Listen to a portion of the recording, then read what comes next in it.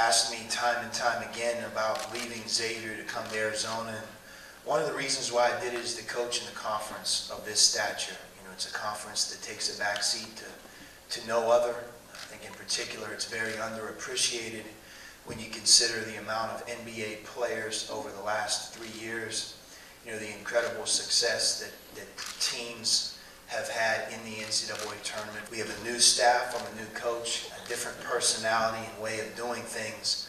You know, that doesn't bode well in a lot of ways for short-term success. And I hope that as you watch our team grow, to me the most important thing to establish in our first year here is a way of doing things. How we play defense, how we practice, how we conduct ourselves in the future, how we are aggressive in our non-conference scheduling. And it's just really baby steps right now, day by day, with this year's team. Sean, how many people have mentioned the streak to you, 25 in a row, and what are the chances you're going to be able to keep this thing alive? You know, the streak is something that me approaching Arizona as possibly the new coach, if that was something that was negative, then you wouldn't be looking at me right now. You know, I think it's reality.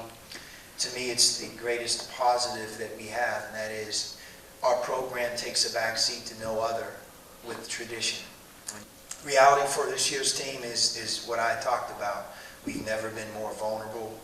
Can that streak break this year under my watch? Absolutely. You know, that's not my goal. But the bigger picture for me as the new coach is to run a total program, and that is to improve, to do things in a way that will help us be successful, not just this November, but 2 Novembers from now.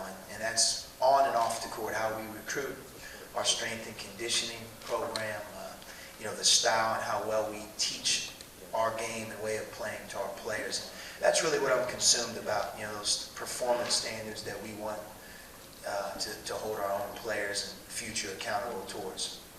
Coach Olson is a Hall of Fame coach. I mean, you think about what he's done and the way he's done it, and not for 5 seasons, not for a decade, but 2.5 decades. You know, it's unmatched, and I admire him. I admired him when I played against his teams.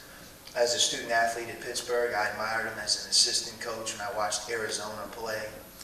But one of the reasons that he is successful is that he's also coached at a great place. You know, and I'm honored to be not necessarily the next coach, but I think one of the things that really serves our future well is there has been a period of time that ended with him and then kind of a couple seasons where a lot of people in Tucson, and I think our players, the University of Arizona, really looks towards the future of stable ground where we can get back to doing things. And you talk about returning this program to a dominant level. It takes a lot of good fortune, a lot of hard work, but that's the challenge of being that next coach. But to look back on the past